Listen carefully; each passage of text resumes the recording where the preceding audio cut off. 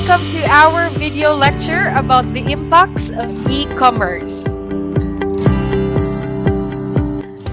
We have here our real-time listeners, my co-Central Mindanao University Marketing Management students. Hi, Marketistas!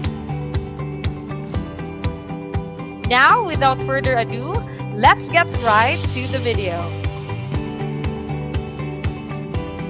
So first, impacts of e-commerce. We all know that e-commerce are very vital in the society that we are living right now. So today, with our topic, we are going to discuss the impacts of e-commerce in terms to these three functions of the society, and one of the things that we need to know as the users of e-commerce. We have here ethics, moral, and technology. Before we'll proceed to the topic that I had shared to you, let's first discuss the learning objectives of this video lecture that we will share to you. First is that ICT can have a lot of consequences in the area of ethics and moral. Second, e-commerce has a positive as well as negative impacts on human beings and society. Lastly, e-commerce changes the economic world significantly. Now, with this objective, we are going to discuss furthermore with this ethics, moral, and technology. First, let us first discuss what is ethics, what is moral, and what is technology. Ethics is specifically or basically defined as a branch of philosophy that involves systemizing, defending, and recommending concepts of right and wrong conduct, often addressing dispute of moral diversity. So ethics is very important to e-commerce. It's because this kind of philosophical ethics investigates what is the right and wrong, or what is the duties and responsibilities of the employee and employer of a specific companies. Philosophical ethics investigates what is the best way for humans to live and what kinds of actions are right or wrong in particular scenario or circumstances. Next is moral or morality. Morality is from the Latin word moralitas, that means manner, character, or proper behavior. It is the differentiation of intentions, decisions, and actions between those that are good and right, and those that are bad or wrong. So morality in e-commerce, what I've said a while ago, that ethics is the philosophical aspect, while morality is the definition and more elaboration of the character of between the right doings and bad doings. So morality can be a body of standards or principles derived from a code of conduct from a particular philosophy, neither religion, culture, etc., or it can be derived from a standard that a person believes should be universal. Lastly is technology. Technology. It is somehow one of the basic needs and wants of every individual in this world or society. So let us first define technology. It is the sum of techniques, skills, methods, and processes used in the production of goods or services, or in the accomplishment of objectives such as a scientific investigation and other stuff in the specific doings of an individual. Technology can be knowledge of techniques, processes, and be like, or it can be embedded in machines to allow for operations without detailed knowledge or their workings or for their stuff that they are doing. So with this kind of topics, the ethics, moral, and technology, let us try to put this in the aspect of ICT or information communication technology. So next topic, we will discuss on the ethical aspect of ICT. How are these three very important and significant with the impacts of e-commerce? In the impact of e-commerce. So here, with the ethical aspect of ICT, we are going to discuss uh, the information rights and information duties. Next topic, the ethical aspects of ICT. With the information rights and information duties, we had discussed the ethics and moral. So, as a human individual, in the impact of e commerce, we had this kind of decision making on the effectiveness and efficiency of the things that we are doing. So next slide, please. Information rights and information duties. So privacy protection must have a high priority in e-commerce. So before we will elaborate more on this rights and duties, let us go on first for to the privacy protection that must have a high priority in e-commerce with the 6 basic rules given by Stephen Levi. First is we have here the access to computers and all systems. This, which can help you learn more about this world, that should be unlimited and complete. The practical experience should always be preferred. So when we say privacy protection, it is somehow the legal rights of the user, at the same time the employee or the working human individual on that specific company.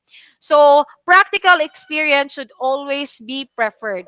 When we say practical experience, it is somehow discussing pragmatic scenarios and circumstances which will help you to know more or learn more about the things on the specific, shall we say, business establishment or company that you are working for. With these 6 basic rules of Stephen Levi, we can really or barely know that our legal rights what uh, is what protecting us from doing the things that very complicated or that I have discussed to you that is unlimited and complete. When we say unlimited, you have there the freedom, the things that you want to work on, but with this privacy protection, the limitations is being shared and being provided. So next is all information should be free. With this privacy protection given by Steven, all information should be free. This is not just discussing the freedom of information that you are going to share with through the use of technology, but it is somehow that information should be kept freely in terms of protecting this. Next is mistrust authority.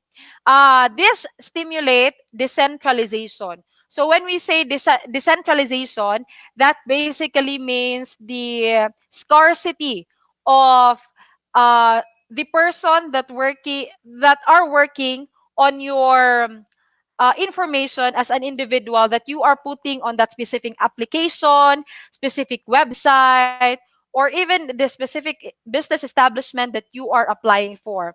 So with this mistrust of authority, there are a lot of consequences that you are going to face. So very common in the community that we are living is that there are a lot of hackers, there are a lot of bad persons that are entering into your shall we say technological aspect world that are making fun with your accounts, information on social medias, and even on the applications and websites that you are trying to signing in or logging in. That's why very rampant on the technological aspect.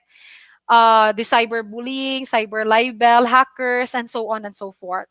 Next is the with the six basic rules is the hacker should be judged according to their hacking activities only and not according to apparent criteria like certificates, age, race, or social position. When we say hackers, it basically means the stigma that we had in the society is that hackers are the one making fun with your information. But hackers in the technological, shall we say, jargon on the technological aspect word, these are the persons working on your informations that you are giving through online, through your emails, and so on and so forth. So the six basic rules is very helpful with regards to the privacy protection to the impact of e-commerce. Next is fifth, with computers, you can make art and create beauty. When we say computers, it is somehow saying using of technology. And with this, creativity does not only limit to your standard of thinking through the things that are available on your surrounding, but with the use of proper technology you can make art and create beauty with this. Next, last with the six basic rules of Stephen Levi is the computers can turn your life for the better. So it is very common to us that with the help of technology and computer, we can have an easy access and a better way of living to our life. Next is Mr. Wow Holland. Mr. Wow Holland, the co-founder of the German Chaos Computer Club, has added two rules. With the impact of e-commerce, this is very beneficial and very useful, not just to the individual that are working, to the individual that are living in the society, to the users of technology, to the users of computer. We, us as listeners, and as a person who are trying to learn every day, this added rules by Mr. Holland is very applicable on our daily life. First, do not trash the date of other people. Next, use public data, protect private data. Do not trust the date of other people. That's basically means that the date or the time that an individual an individual has is that time is virtue. Time is very vital and important. That's why we Filipinos are trying to be uh, level on the persons that are on the persons or on the group or even on the organizations that are trying to have a good time management, and other aspect. So what I'm trying to say is that we Filipinos should be level on or have this kind of or mantra or virtue that time is gold and it's very important. So we are not going to decline this, to neglect this, because time of every individual is very important. And last is use public data, protect private data. We are discussing this ethics, moral, and technology. It's because technology cannot live without ethics. Technology cannot live morality or moral. And with these two kind of philosophical aspects, it was kung sa Bisaya pa gisuksok sa atua, it was intake in us that we should be responsible and liable to our actions. Next is the EFF. When we say EFF, Electronic Frontier Foundation. So I'll just share this to you. It was founded in 1990 in the USA. The main slogan of EFF is defending your rights in the digital world. So why are we discussing this kind of topic? When we say defending your rights in the digital world, you have a warriors. You are not the only warriors in this kind of battle. So ang digital world is somehow like a battlefield that you are going to enter. So you have a warriors and you are a warriors on defending your right on the digital world. EFF fights for freedom primarily in the courts, bringing and defending lawsuits even when that means taking on the US government or large corporations. So on the next topic, we have here, next slide please, the proprietary rights and duties. I have here some questions and I'm hoping that all of us will be knowledgeable with this. So here, first question with the proprietary rights and duties. I have here three questions. How can we ensure that the salesman sells only that which he owns or which he is authorized to sell? So, again, we had discussed a while ago that the freedom that we had has a limitations. So, how can we ensure when we say insurance, when we are looking for this, and when we are trying to grab this kind of insure word, it basically means that you are looking and somehow trying to get responsibility and liability. So how can we ensure when he owns or when or which he is authorized to sale? First and foremost, when you are going to apply as a salesman, you must be uh, knowledgeable with the kind of works and your duties and responsibilities before you are authorized to sell. So by this, by having this kind of knowledge and learnings and specific practice, you are going to know what to sell on the right doings, on the right place, and on the right time. So, with this, how can we ensure? Just a basic and simple explanation. We have as a salesman, we have to be knowledgeable, and as a consumer and as a customers of this kind of digital world or e-commerce, we should always be mindful on the things that we had on the surroundings, and we as a consumer, it is also our obligations and duties to know on that specific product that we are going to buy. So that's how it works. It must meet halfway so that both as salesman and as a consumer or customers could meet halfway and grab this kind of insurance. So next question is, where are the boundaries between thief and copy? So when we say plagiarism, thief, copywriting, and so on and so forth, uh, on the first thing that we had on our mind, it's basically the same. You know what? When we say copy, thief, but copy means on the aspect of digital world, and on thief it is physically grabbing something or something to someone that is not yours. So here there is one very important difference between the two. When you copy a file, you do not deprive the owner of their copy. When you take a physical item from someone that someone or no longer has the item in their possession, so on their possession, so that's basically the copy.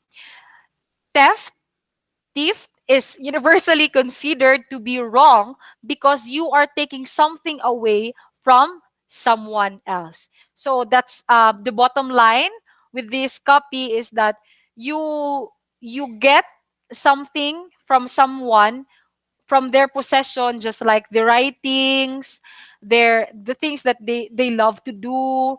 That that's that's basically the meaning of copy. Thief is something that you are taking away from someone else. So next question is illegal.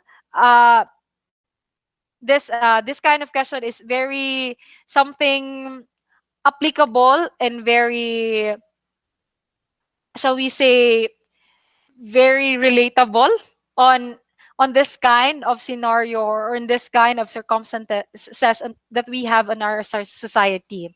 So how can we distinguish between legal and illegal trade? So from the word itself, legal, the right and the right things and the not right things on between trading. And next question when is transaction a deal and when it is it not? So with this, illegal insider trading is when the insiders want to benefit from the company information at the cost of the company. Legal insider trading is when the insiders of the company trade shares but at the same time report the trade to the Securities and Exchanges Commission, or also known as SEC. So illegal insider again is kanang gusto wants to benefit from the company information. While legal insider trading is when the insiders of the company shares again but at the same time report the trade. So the proper and improper way of trading. Next question is when is transaction a deal and when it is not? When we say deal, you have the agreement and with the proper process of papers with the legit authorities. That is the time that we can say the transaction is deal and it is legal. So when you say deal, proper and proper process, due process, and with the right authorization. So next slide, we are going to discuss accountability and check. So there is or should at least be a responsibility and liability for damages. So I have here 5 questions to go before we will end this topic. So we are going to answer this here. Who is responsible for damages caused by a machine which is controlled by a software? So a while ago, we had discussed that technology is somehow make our life easier, better, and so much with the adjective that we can describe with the technology. But it somehow has this kind of approach that we can say that this technology may be somehow useful on the other aspect, and for some, it is not. So, who is responsible for damages caused by a machine which is controlled by a software? So, internal and external communication on the specific business establishment or on the specific company, because both of this team must work for you to have a good public image or reputation. When we say damaging information, that means that you are liable on that specific items or on that specific things. When we say distributed via internet, so I guess we both work internally and externally on that specific business establishment and company. So next question is here.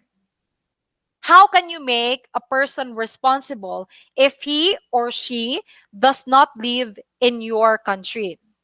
So, being a good citizen and a right citizen.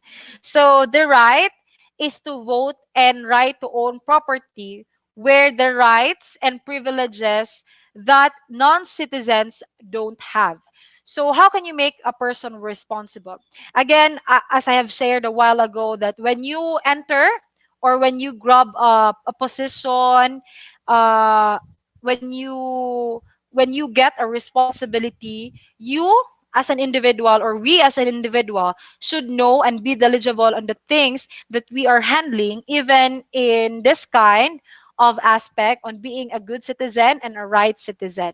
So a person, uh, that's basically means that it is your responsibility uh, to know when to know the things that you are doing, to know the things when it is right or wrong, even in living a country or not. So, next question is here. How can you guard your organization against damages caused by breakdowns of ICT?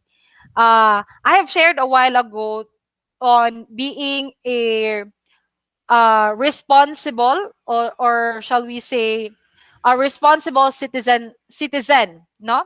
So when we say responsible citizen on the aspect of societal and digital world, you must know the things that you are doing and the things that are wrong and can give impact or negative impacts on the society. So here, for the second question, who is liable for data human beings are stolen? Very common. So when you say liable, no, on data human beings, or this is not just a practical or pragmatic way of saying human beings. This is the relationship between employee and the information's commissioner's office. So who is liable if data of human beings are stolen? Employee criminally liable under the Data Protection Act for taking confidential information to competitor. The Information Commissioner's Office, ICO, has produced a former employee who transferred confidential information about company clients before moving to a new job with an industry rival or a competitor. So that's basically mean between a relationship between employee and the ICO. Next question, how can you guard your organization against damages caused by breakdowns of ICT systems? So we as a students and as a academe working on academe, when we say ICT systems breakdown, it is very uh so it's snuggling, or very monotonous to hear that internet is shutting down, ICT is shutting down, and so on and so forth. But I have here an 8 ways to keep IT or ICT systems secure. First is protect with your password. Second, design with safe systems. Third, related on how small business owners can award against online security threats, and so on and so forth. And fourth is conduct screening and background checks. Fifth is provide basic training. Sixth is avoid unknown email attachment. Seven is hang up and call back. And lastly, think before clicking. With this kind of breakdowns caused by ICT system, with this 8 ways to keep system secure, this is beneficial and useful to every individual who are using technology and ICTs. Here, next is who is responsible if wrong reputation damaging information distributed via internet. Same as Sogon, internal and external must work. And last question, how can you make a person responsible if he or she does not live on the country? A while ago, I shared this, but I just want to highlight this one, that being a good citizen is not basically doing the things just like the normal, doing the things, abiding by the law. But you also, as an individual, you must be responsible why you are living in this country and what is my purpose. When you know your purpose, you know the things that you are doing. And lastly, with this topic on impact of e-commerce, lastly, we have here the objectives of, I shared to you a while ago the objectives, 3 objectives. What the answer with these objectives is that the impact of e-commerce is to with regards to the ethics, morality or moral and technology. It is protect data and systems, and protect the rights of individuals, guarantee the security of the society, protect institution, and lastly, protect values. So again, ladies and gentlemen, thank you so much. So next slide, please, for listening with ethics, moral, and technology. With overall impacts of e-commerce, I shared to you a while ago the objectives. Next slide, please.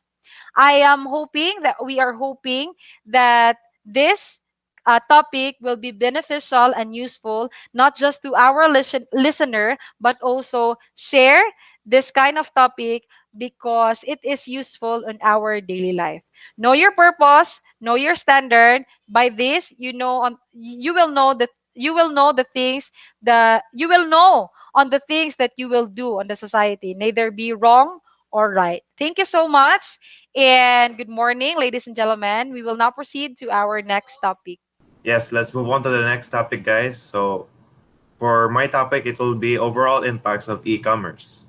Next page, please. So, macroeconomic impacts. So, e-commerce has increased considerably in the developed world in the last 20 years. Business to business transactions continue to be the dominant form of e-commerce across the world. I don't know with you guys, but have you noticed that ever since e-commerce became popular, we as consumers also tend to rely on the convenience that it gives us. Like, as you can see, most of the time, instead of going to malls, we would prefer to use um, apps like Lazada, Shopee, just so that you can buy the stuff you want and not no and not worry about the hassle of going to point A and point B and so on. So yes, we also have digitalization.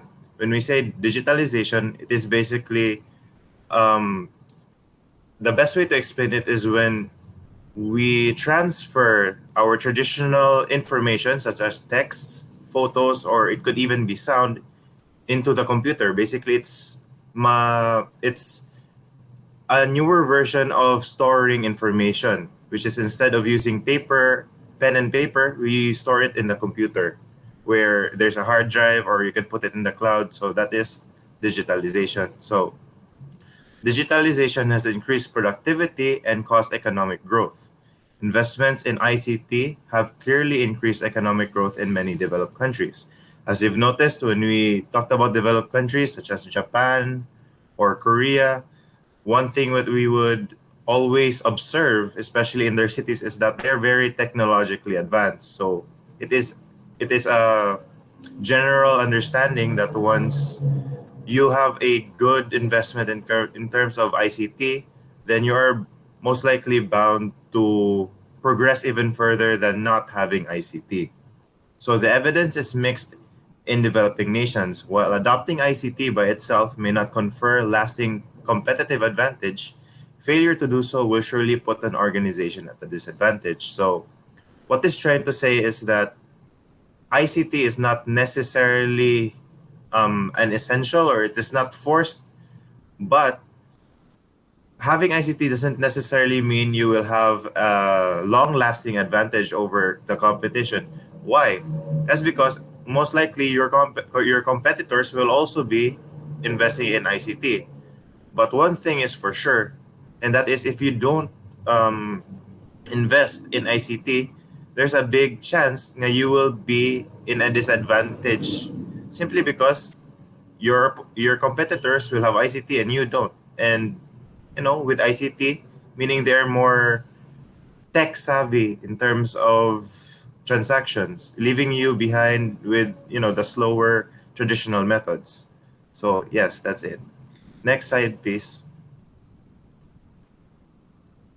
So these are the effects of e-commerce in a macroeconomic point of view. So e-commerce will affect or will increase productivity in terms of innovation and investments. Simply because e-commerce is a new platform or is a new way of business, and with every new way of business, there will be more opportunities for innovation and of course investments. Next is international trade. E-commerce improves opportunities for increased specialization, which increases the gains from international trade. So when we say international trade, so basically, as the term states, it's basically trading goods in an international level. A good example would be us Philippines trading goods with Japan.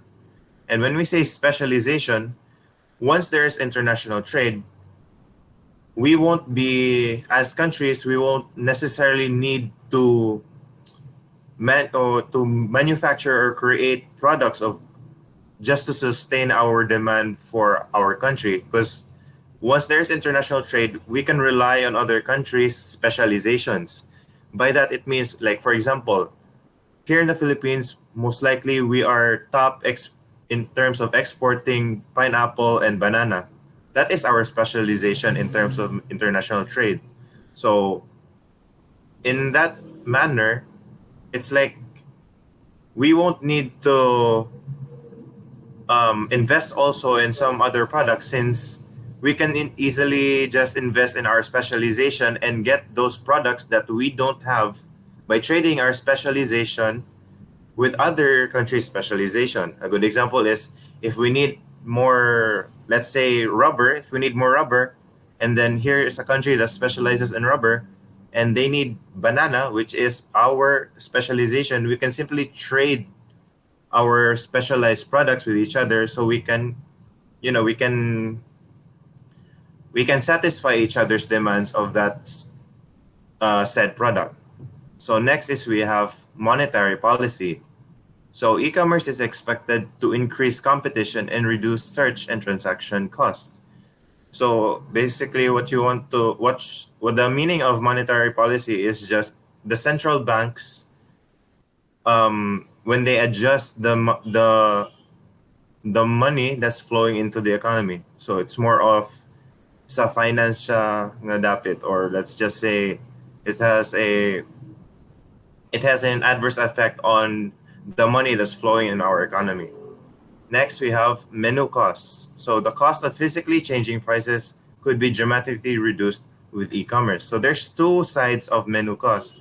There's one definition of menu cost is basically the cost it will incur a company when changing prices. A good example would be how when there will be a change in cost in a restaurant, so they'll have to reprint their menus. So reprinting their menus will already incur a cost. As an example of menu cost.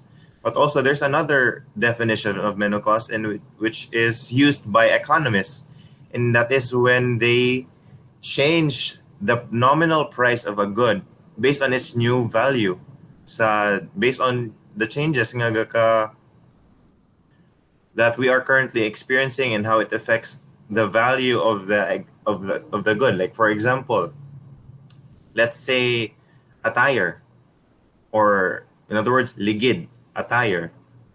Let's say it costs 3,000 pesos, and then due to e-commerce, there's been a cut in costs, and mga economists, they usually price this at 3,000, and we'll add then we'll add the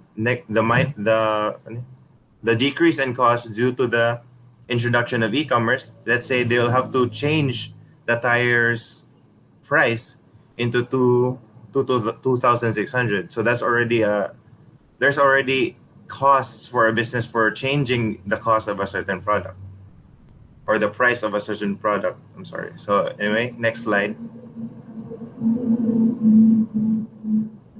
So next is the microeconomic impacts.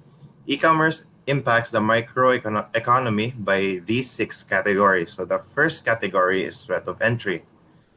And this is how e-commerce affects the category threat of entries in microeconomy. So because of e-commerce, there will be an increase in economies of scale, an increase economies of scope and aggregation, an increase in the importance of network externalities, and also e-commerce will enable ICT outsourcing. It will decrease the importance of physical location. Vertical hubs may be owned and controlled by large incumbents, and a decrease in importance of physical nearness to skilled labor. So all these factors will be introduced once e-commerce is already on the stage, and these factors will change the requirements in terms of threat of entry. And when you say threat of entry is when when there will be upcoming businesses to enter a certain industry. So, like for example, a good example is this: the decrease of importance of physical nearness to skilled labor. So, what it's trying to say is that companies will, with the presence of e-commerce, companies will not need to worry much about skilled labor, since most of the time this skilled labor can be acquired online instead of looking for skilled labor in your locality. It it broadens the horizon, and you can get this skilled labor via online. It's that kind of concept where e-commerce basically makes things makes your reach to get these kinds of services broader. It's that kind of concept. Anyway, next slide. So next is the power of suppliers. So e-commerce will the introduction of e-commerce will increase the number of suppliers, simply because you won't, as a business, you will not rely on your local suppliers anymore. You can search up on the internet who could possibly supply for you. Next, it will reduce the transaction cost between supplier industry. Next is it will reduce switching costs through the brokerage effect, and it will also increase vertical disintegration through outsourcing. So next slide, please. Okay, now we also have the category of power of customers. So e-commerce will spur this intermediation in industries. It will also spur re-intermediation through B2B vertical hubs. It will give access to information, and search costs are reduced. Product differentiation increases, and it enables gathering information about customers and resonance marketing. So in this category, e-commerce will give way more to the customers instead of the business. So a good example is spurs this intermediation industries. Like for example, when we buy in Lazada, or when we buy from the actual store, like let's say we will buy from Nike and their own internet store. So buying from Nike directly, there's no longer need for a middleman. This is the point of spurs disintermediation industries. So in a way, as a customer or a consumer, you will be paying less, since you won't be going through a middleman. You'll be buying directly to the company.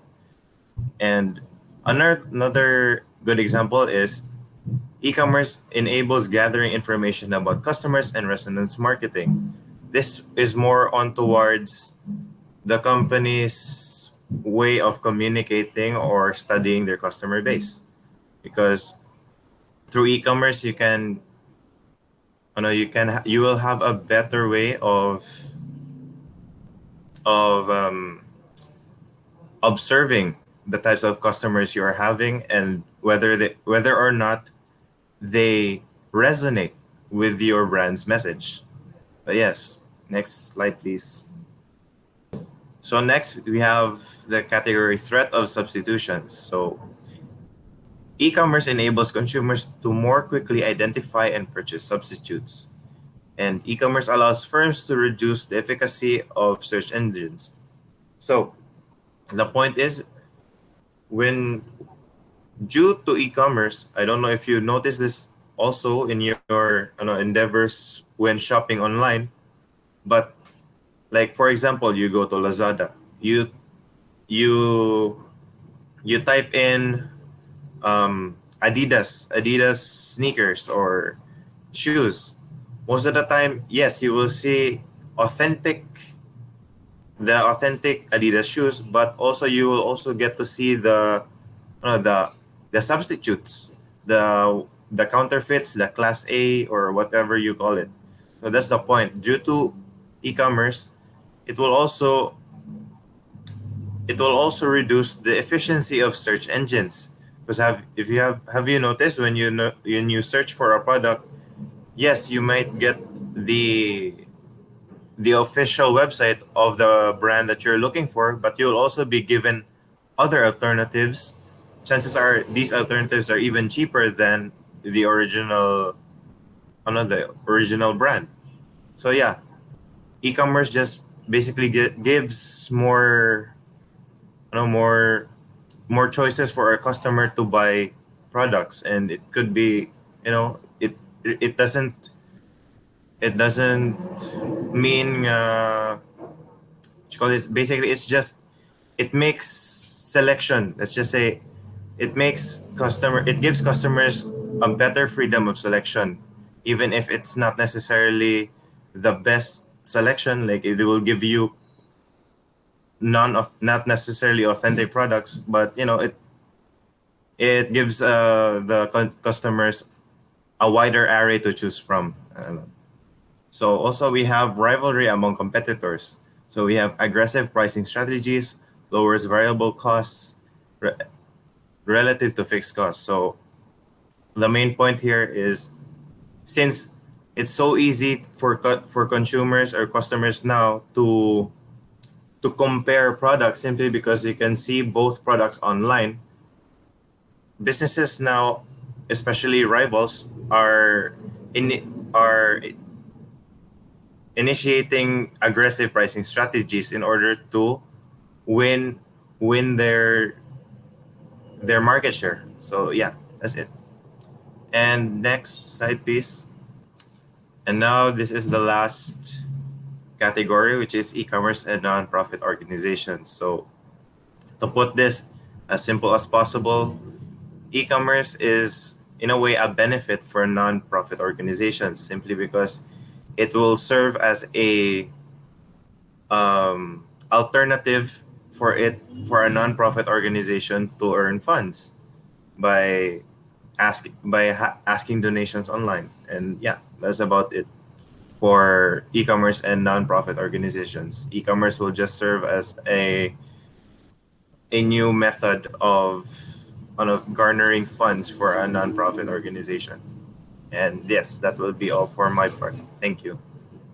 Now let us move on to the specific impacts of e-commerce. Please move on to our next slide. We have atomization. So the units which make sense economically become smaller due to the increasing data processing capabilities. Now, it is a way to implement a segmentation plan that focuses on very small market segments down to the level of the individual. This type of implementation is for targeting those who buy highly customized and possibly expensive products and services. And this is very evident, ladies and gentlemen, to the fashion industry, in which if ganahan ka nga mag-customize ang imuhang bag, sandals, or imuhang dress or imuhang gown, you can have atomization and you will belong to a different market segment in which you would also pay a different price than the normal customers. Next, let us move on with commoditization. So, commoditization, ladies and gentlemen, is complex. So, it needs a lot of explanation. These are expensive goods and services which became widespread and available, which is easily applicable now.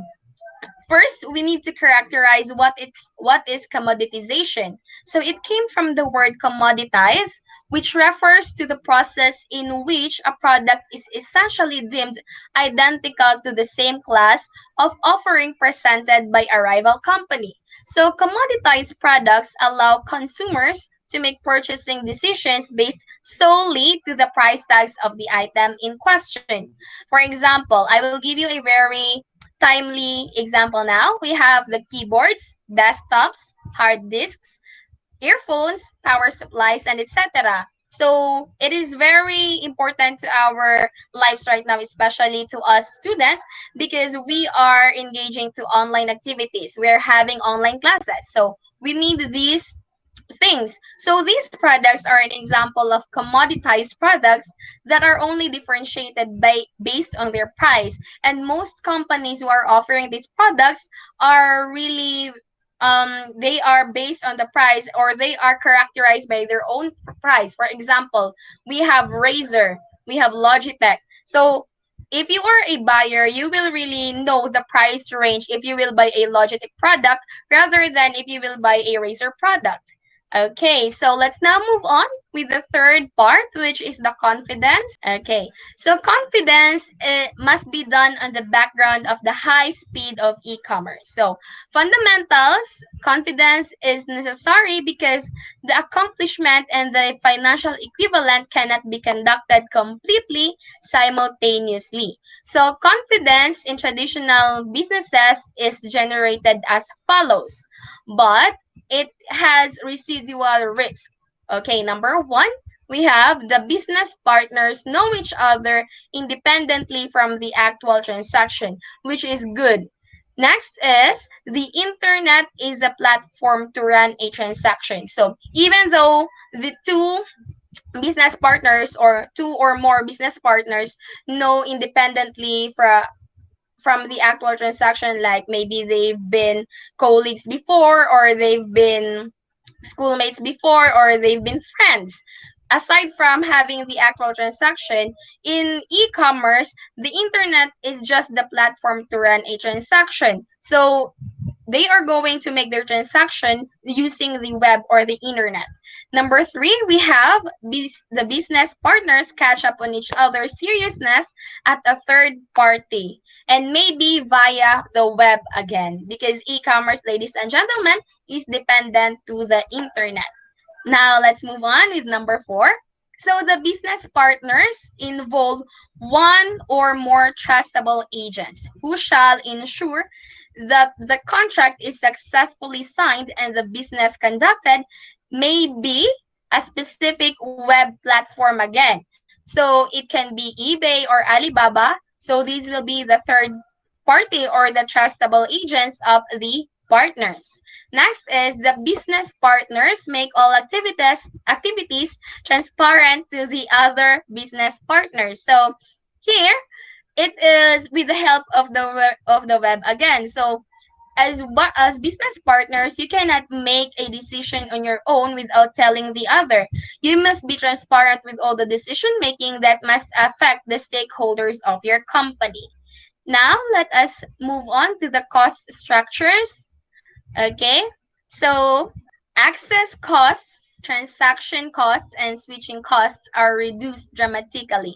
So first, I will define to you, ladies and gentlemen, what is a cost structure.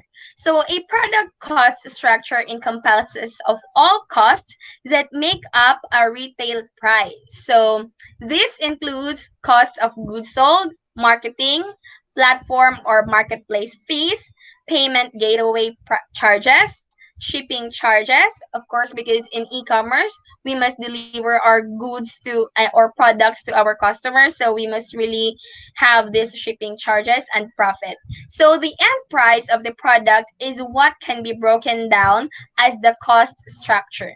So number one, we have here in traditional economy, normally it would have a low allocation costs and high transaction cost. But in digital economy, we have it is normal that it is vice versa in the traditional economy, because it would have a high allocation cost and low transaction cost, which will give the entrepreneur or the business owner the hint that he will have or he can expect a high profit, but also the risks are high too, because ladies and gentlemen, we are not always sure that everything on the internet is right. So you are not sure if the person you are if the person you are transacting with is really truthful, or is that person really existing, because right now it is a rampant issue in our country, the scammers and the one who pretends or uses the identity and address of other people. Okay, so enough for that. Let's now move on with disintermediation or reintermediation. So next slide. Okay, in the digital economy, value chains became shorter. This is already known in traditional businesses, but radicalness and speed of change have increased.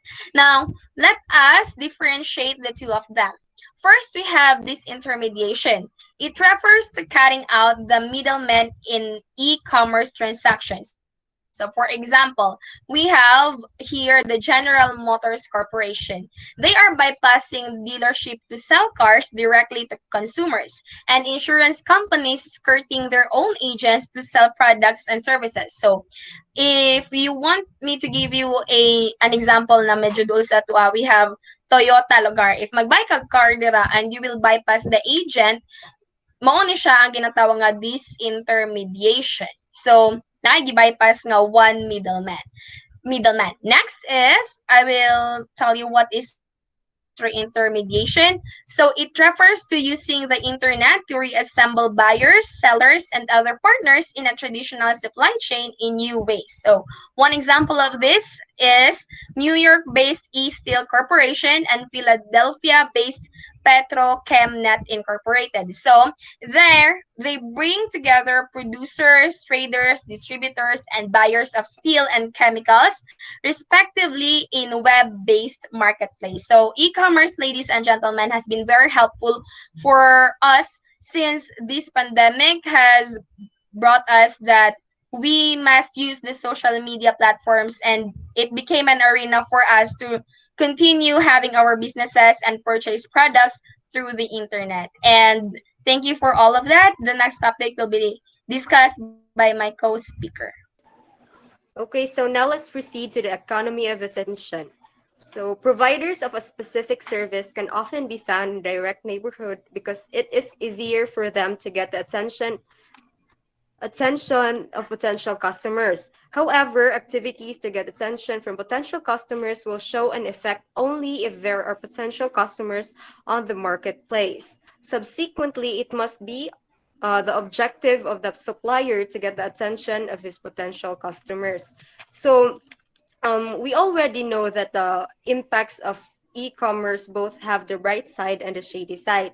So economy of attention pertains to the increasing marketplace and the relative attention that we must fulfill alongside it. So when we embark to e-commerce, our market that is supposed to be focused on a specific area widens. It becomes bigger. So when we say, for example, when we sell something in a specific area, say for example, a boutique in a specific city like Valencia City, our supposed market or potential customers are people from Valencia City. But when we embark into e-commerce, we widen our market. So anyone in the internet that can be reached or can see your post becomes part of that market. It's not limited to a specific area anymore, unlike focusing into a specific city. So when the market widens or becomes bigger, the number of potential customers also increase. So this means that our effort to attract the attention of these customers must also increase. So the examples of the attention-driven business models are, number one, subscription. So a subscription is a relatively new business model by which a customer agrees or pay the company for products or services throughout a specified time period. So example for this business models are YouTube, Spotify, Course Hero, and other academic related subscriptions. The next one is the performance. The migration of a service-based economy is leading to a fundamental shift in industries toward business models in which the service component of products is becoming dominant based on the value they provide customers. Performance-based business model, or also called as performance-based contracting, responds to this demand,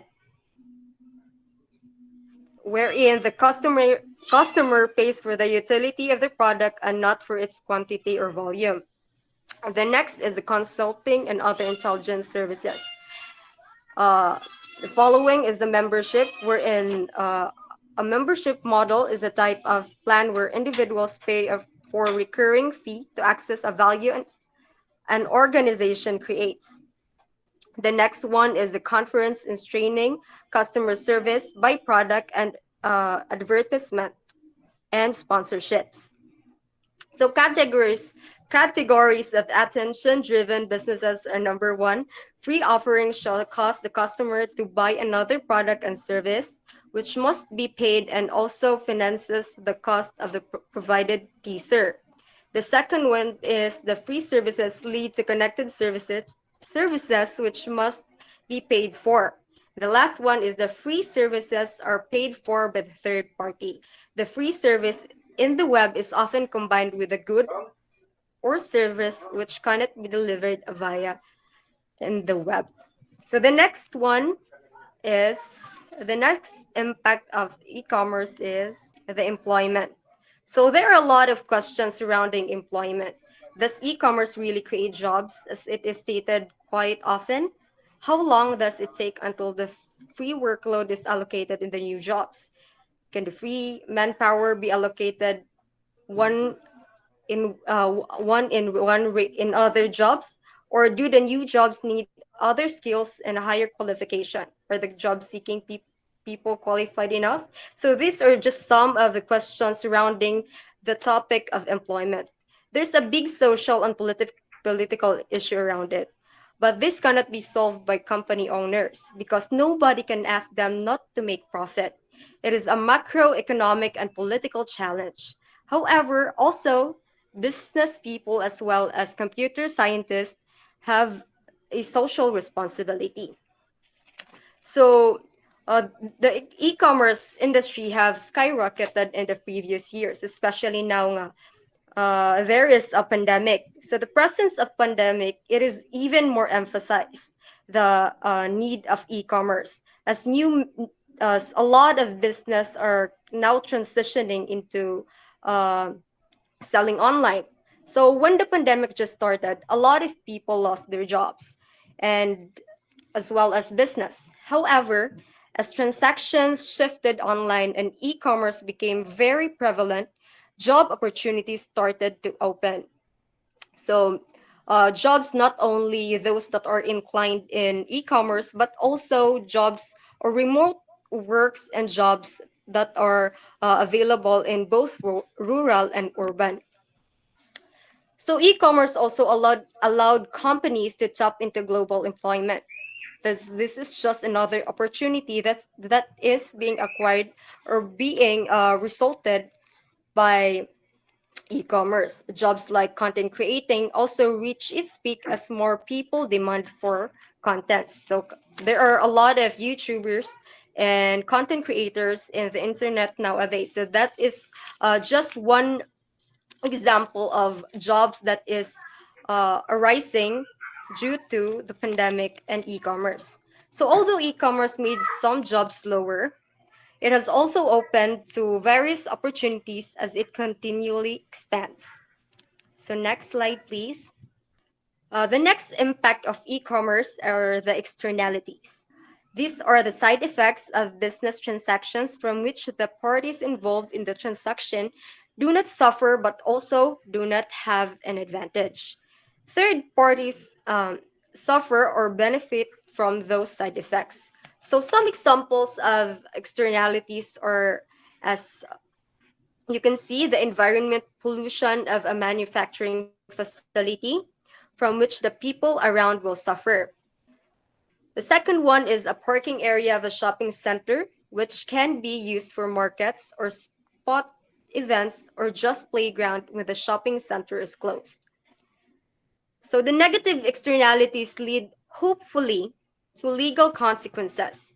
Positive externalities, on the other hand, often generate new business. So some other internet examples of externalities are number one, coverage raises advertising. The second one are virtual communities are attractive for focused advertising. And lastly is the initiation of clubs, usually open or results to economic advantage of membership and appeal to human vanities, which is exclusivity. The next slide, please. So the next impact of e-commerce is globalization. Technical standardization creates a global platform which allows the corporation of an infinite number of partners all over the world, um, all over the world. So global coverage leads to global markets. Suppliers can and must produce in lowest cost locations. Jobs are transferred to low cost areas.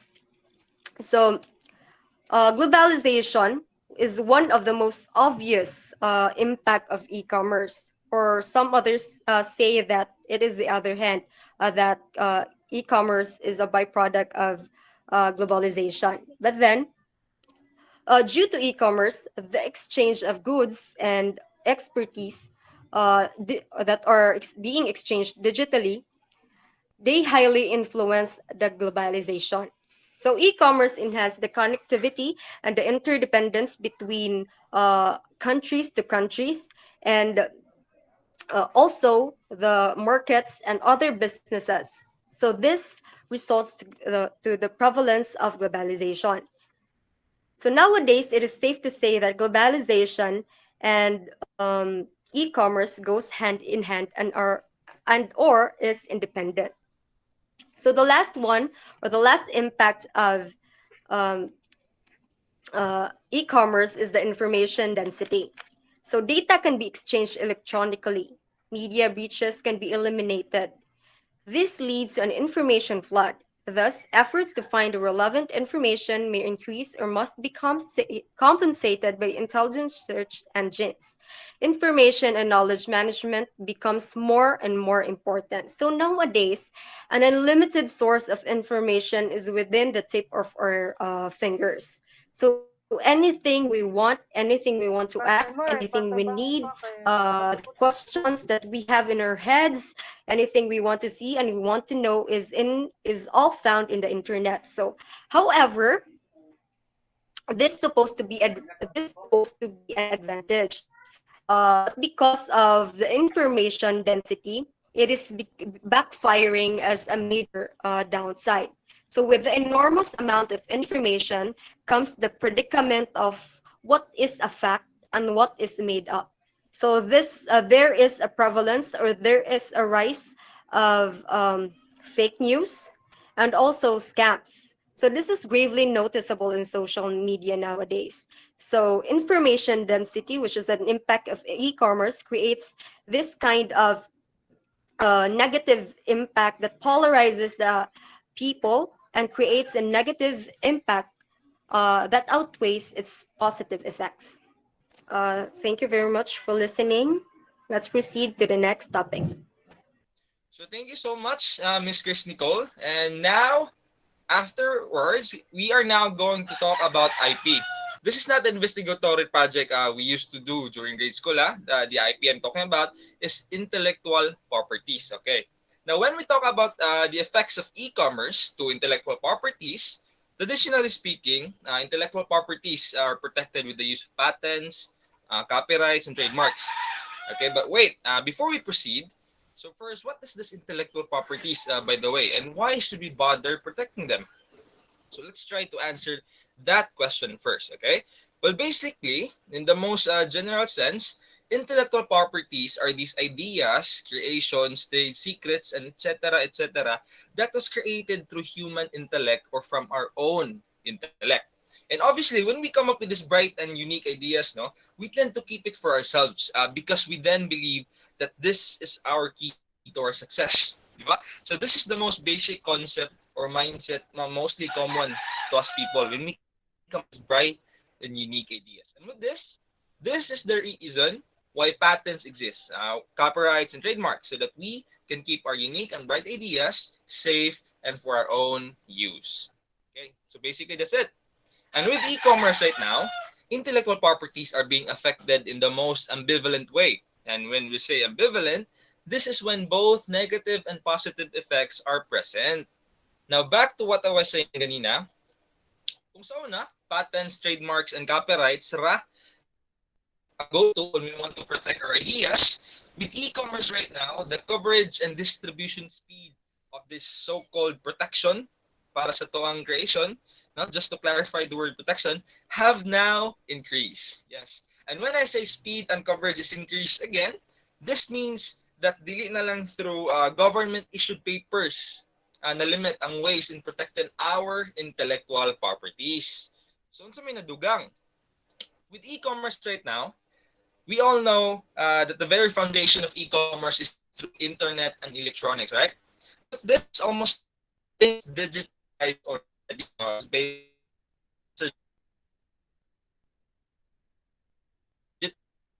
and includes also the protection of owner IC as also digitalized as and that is through the use of database and online issued certificates. And I think you guys are already familiar with certificates, right? For example, this is to certify that Mr. Edrian Henio is the rightful owner of this product or something. Just that. This database it is of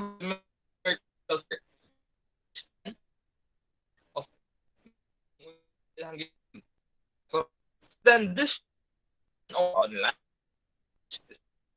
speak with the commerce, the coverage and distribution speed property have no that the positive effect of e-commerce left parties.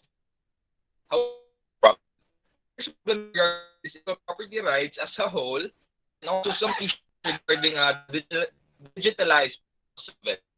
So yes, again, this is the part where we are going to unravel the negative and shady side of these effects. Okay, first problem. Digitalized results can be copied and manipulated. Yes, with the right click of a button and the right amount of money, this kind of legal acts are very much possible thanks to this online age of ours right now. So lastly is the question about how can we ensure that an intellectual achievement is assigned to a certain creator for a sufficient long time, enough time for him or her to make something out of it, make profit or make use of it. Because with this, we really have to clarify the basic problem of intellectual properties, no? Especially in the web or with the use of internet. Because worst case scenario, the anonymity of users leads to intellectual theft. Or in other words, makawat or maawat ra siya if wala gi-state clearly kung kinsay tag-iya ana nga idea. Okay. Now, so much for intellectual properties. Now, let us go to the leveling effects. So, next slide, please. Leveling effects. So, good news. Leveling effects just means that with e-commerce right now, we now have a similar and cost-efficient and sometimes even free access to the electronic markets where we can sell all our products and services for all participants. Yes, that's a very good news para sa tawang mga business sellers and retailers. And like sa una, no, the time where e-commerce was just still a dream, no existence of e-commerce whatsoever, small businesses are having trouble in finding the right platform where they can sell their ideas and products compared to big time businesses. All right. So with this, with the help of e-commerce right now, it helps sellers get an equal playing field against its competitors. The leveling effects. Okay. Now let us go to encouragement of international cooperation. So that from the title itself, it's already very intimidating. Okay. So in this encouragement of international cooperation, it is when there is an interaction between two or more countries based on sharing research results, production, commerce, protection of investments, and industrial know-how and all other things related to a profit-making industry, no? From the word itself, international cooperation. Now with this, the significance of company size have already changed. If nakabantay mo, if sa una, we try to see the hierarchy of companies to be big companies to medium, and then small companies. Now that is our traditional order. But now there is a clear trend for big and very small companies. So in that sense, the medium-sized companies are now being left out. If you have noticed earlier about what I discussed about the leveling effects, about the equal playing field that is given to the small companies in order for them to survive and to have a much stronger competition with their rivals, di ba? Okay. Much attention is being given to small businesses and other companies, small companies. They have now this again equal playing field against medium and big companies, big time companies with the use of e-commerce and all the resources and research results going to produce intended to help them. But then what about those medium-sized companies? They are still struggling. Yes. You see, that's the problem with unequal attention. Okay. That is what our encouragement of international cooperation is trying to entail to us. Okay, now how about pricing? Well, another good news. So digital markets. Okay, thank you. Thank you for proceeding to the next slide.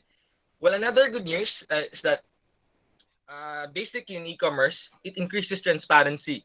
So what is this transparency, by the way?